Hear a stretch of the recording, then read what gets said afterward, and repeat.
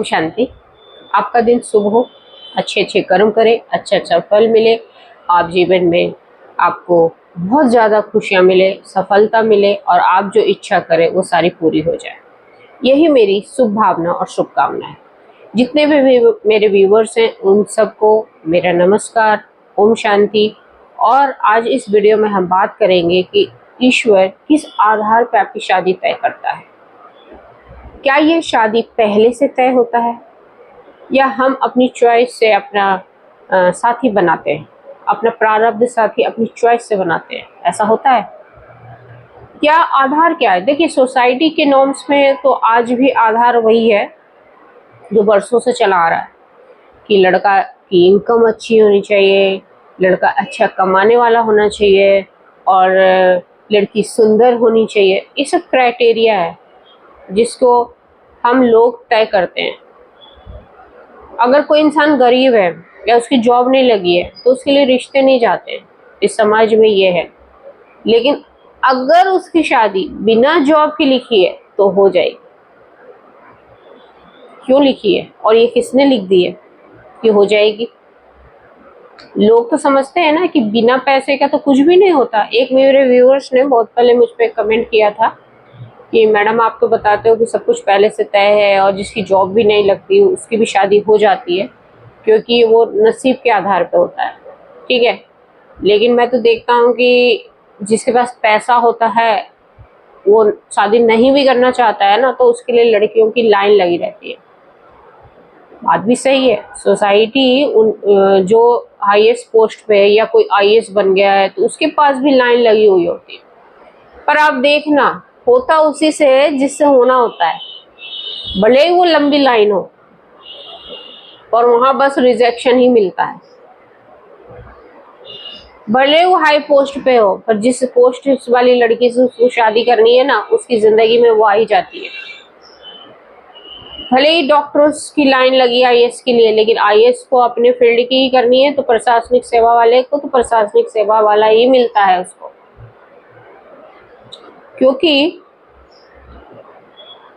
ये हम तय नहीं करते हैं। हमारा भाग्य, हमारा नसीब, हमारा पिछला कर्म तय करता है। अब कैसे इसको समझते हैं, थोड़ा डिटेल में समझते हैं ना।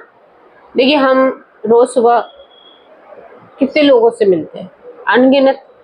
जो काम पे जाते हैं वो भी मिलते हैं और जो घर में है गृहिणी लोग वो भी 50 लोगों से मिलते हैं। सुबह सब्जी वाले, दूध वाले, है ना, और बच्चों से, फिर स्कूल लेने जाते हैं वहाँ लोगों से, अनजान लोगों से, जानकार लोगों से मिलना होता है। ऐसे ही हम बचपन से छोटे से क्लास में जाते हैं तो छोटे क्लास में पढ़ते हैं, बड़े क्लास में पढ़ते हैं, कितने लोगों से मिलते रहते हैं पूरी, मतलब अपनी जीवन क्रम में, अपनी जीवन यात्रा में कितने लोगों से मिलते हैं। सबके साथ कुछ ना कुछ लेना देना ही होता है, कुछ कर्म होते हैं हमारे, तभी तो वो मेरी जिंदगी में आते हैं। यूनिवर्स तभी तो उन लोगों को सेलेक्ट करके हमारी लाइफ में भेजते हैं। नहीं तो हम बैठे बैठे अमेरिका के लोगों से क्यों नहीं मिल लेते हैं, आसपास के लोगों से ही क्यों मिलते रहते हैं? अमेरिका के लोग आकर क्यों हमसे नहीं मिलते रोज? हमारा कनेक्शन अपने शहर या उस शहर से जो आपके दूसरे शहर में रह रहे हैं आपके रिश्तेदार, बस वहीं तक लिमिटेड होता है। क्यों? और शादियां भी आप देखना इन्हीं शहरों में और इन्हीं जगह ही लिमिटेड होता है, क्योंकि जब हम जन्म लेते हैं तो अपने माता पिता के साथ हमारा संबंध होता है, फिर माता पिता के जो रिलेशन में हैं उनके साथ हमारा संबंध जुड़ जाता है, भाई बहन के साथ हमारा संबंध होता है ना, फिर उनकी शादियां होती है, फिर उनके रिश्तेदार बनते हैं, इसलिए एक ट्री, फैमिली ट्री बनाते थे ना, वैसा एक फैमिली ट्री बन जाता है। उनसे हमारा कनेक्शन होता है, हमारा लेना देना होता है। अब इस लेने देने के क्रम में बहुतों के साथ हमारा गहरा कनेक्शन भी होता है, दोस्त भी बनते हैं ना, दोस्त भी बनते हैं, प्राइमरी स्कूल के, सेकेंडरी स्कूल के, कॉलेज के, प्रोफेशनल्स, अलग अलग लेवल पे दोस्त भी मिल रहे हैं हमें। कुछ के साथ हमारा गहरा रिलेशनशिप भी बन जाता है जिससे हम बात करना हमें बहुत अच्छा लगता है। हम उसके साथ कुछ कनेक्शंस फील करते हैं। वो आपके पेरेंट्स भी हो सकते हैं, आपके दोस्त भी हो सकते हैं, है ना, आपके भाई बहन भी हो सकते हैं, और आपके कोई अन्य रिश्तेदार, कजन्स के साथ भी गहरा रिश्ता बन जाता है हमारा, और किसी के साथ हमें बहुत अच्छा भी लगता है। अब आप हर जन्म में इतने लोगों से मिलते हो, अभी भी मिल रहे होगे, अभी भी जो आपके रिसेंट बर्थ है जहाँ भी, वो उन लोगों से आप मिल रहे होगे, जो जो काम कर रहे हो मिल रहे होगे। ऐसे हम पिछले यात्रा में भी करके आए हैं। अब बहुतों के साथ हम पिछली यात्रा में गहरा कनेक्शन हमारा, हमें बहुत अच्छा लगता था, हम जीवन की वो यात्रा को बड़े अच्छे से हमने निभाया है। तो उन्हीं गहरे कनेक्शन में कोई हमारा साथी भी बनेगा, जिसके साथ हमारी जो यात्रा ना अधूरी रह गई, हमारे कर्म अधूरे रह गए। और वो जरूरी नहीं है कि वो हमारे पिछले जन्म में हमारा जीवन साथी हो भी सकता है और नहीं भी हो सकता है। हो सकता है कुछ और जो अधूरे जो कर्म है, जो मेरा लंबे समय जो जीवन बिताया मैंने, जिनके साथ वो हमारे पेरेंट्स भी हो सकते हैं। उनमें से एक होता माँ के करीब हूँ मैं, और माँ के साथ मेरा गहरा संबंध है, लेकिन माँ के साथ मेरे कुछ कर्म अधूरे भी रह गए, और वो माँ अब इस जन्म में मेरी जीवन साथी बन के आ सकती है। परसेंटेज है ना, कर्म के आधार पर ही तो हमारा प्रारब्ध साथी बन रहा है। तो प्रारब्ध साथी कोई भी हो सकता है, भाई भी हो सकता है, बहन भी हो सकती है, कोई भी रिश्ता जिसके साथ हमारा कुछ देना है या कुछ लेना बाकी रह गया है, वो हमारा बनता है। तो ईश्वर भी इसी आधार पे आपको, लोगों को आपके जीवन में भेजता है, समय के अनुसार, तय समय में। सब कुछ तय है, किसी के साथ कुछ समय तक आपको लेना देना था, तो कुछ आपके जीवन में कुछ समय तक आपका रिलेशनशिप रहेगा, काफी गहरा भी हो जाएगा, लेकिन अचानक से वो आपके जीवन से चला जाएगा, वो आपका जीवन साथी नहीं बन पाएगा। आप सोचने लगोगे कि ये मेरा जीवन साथी बनने लायक है, लेकिन वो कुछ वजह से या तो आप से दूर हो जाएगा, या हो सकता है वो संसार से भी विदा ले ले।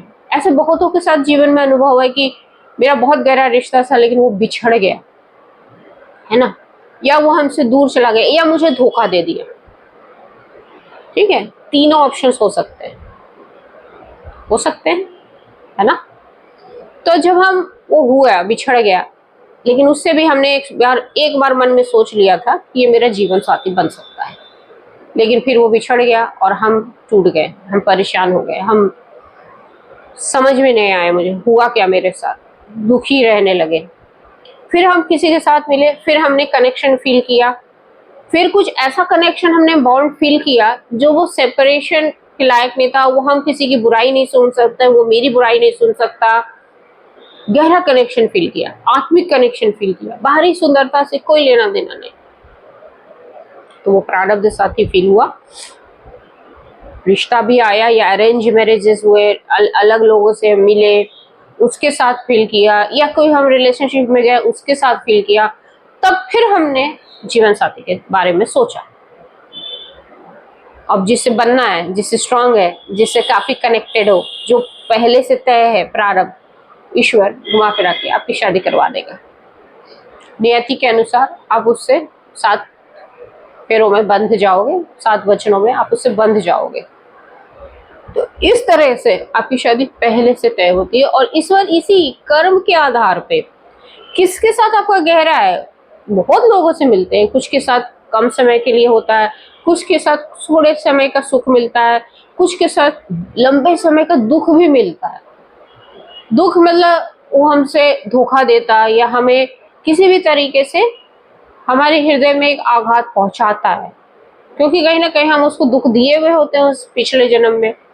तो इस तरीके से लोगों का आना जाना हमारे जीवन में लगा ही रहता है जीवन पर्यंत, और इसी आधार पे ही हमारा रिश्ता फिर अलग अलग बनता है। कोई माता पिता के रूप में आया, इस जन्म में फिर से दोस्त बन के आया, कुछ गहरे रिश्ते जो अनजाने आए मदद कर गए, ऐसी परिस्थिति में हम फंसे हुए, कोई अनजान आया तो वो भी, उसके साथ भी हमारा कुछ रिश्ता था, तभी वो आके हमारी मदद कर गया। ठीक है, कहीं ना कहीं हमने उसकी मदद की थी, अभी याद नहीं था, अचानक आया, आपकी मदद कर दिया, आपको परिस्थिति से निकाल गया। ऐसे बहुत सारे होते हैं जिसके साथ हम कभी ऐसा लगता है कि हम मिले भी नहीं है, लेकिन फिर भी वो हमारे साथ एक गहरा रिश्ता निभा जाता है। एक बार के मिलन में ही, एक बार मिले और बहुत बड़ा रोल, अहम रोल पैदा मतलब निभा के जाता है आपकी जिंदगी में। ये सब पहले से तय। ऐसे हमारे जीवन साथी, जब जीवन साथी का जब आगमन होगा ना, तो आपको खुद ब खुद पता चल जाएगा खुद ब खुद एक एहसास लगेगा, खुद ब खुद आपको वहां तक ईश्वर आपको पहुंचा ही देगा।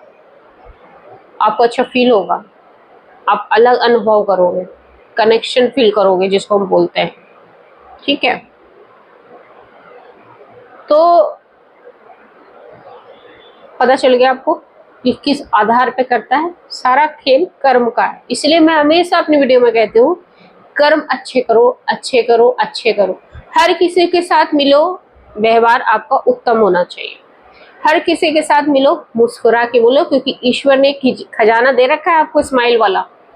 और कोई आम खजाना नहीं है, बहुत बड़ा खजाना है। कोई बहुत क्रोध में भी आएगा ना, और आपने हल्की मुस्कान दे दी उसको, खत्म क्रोध, गुस्सा खत्म। आपकी तरफ प्यार से ही देखेगा, चाहे कितना भी गुस्से में हो, और आपने एक हल्की सी मुस्कान दे दी। मेरी माँ हमेशा कहती है, थी तो नहीं है, कि ये जो स्माइल है ना, कमाल करती है। तो हर किसी के साथ आपका व्यवहार उत्तम होना चाहिए, और आगे चल के फिर वही सबके साथ मिलना होगा, और फिर हम समझेंगे कि हम कंफ्यूज हो जाएंगे कि ये मेरे साथ ऐसा क्यों कर रहा है। मैंने तो इसके साथ कुछ भी बुरा नहीं किया है पिछले बार, अभी नहीं किया है, पिछले बार किया है। बहुतों के साथ बहुत बुरा करते, बहुत अच्छा करते, हम सोचते हैं हमने ऐसा कुछ काम कर दिया, वो मेरे साथ तो बहुत अच्छा है। हम उसमें भी सोचते हैं ये अच्छा क्यों कर रही है, कुछ गड़बड़ है। तो ये सब मत सोचो, आधार भी पता चल गया। खुश रहो और बस अच्छे अच्छे कर्म करो और जीवन को सुखमय बनाओ। जय हिंद, जय भारत।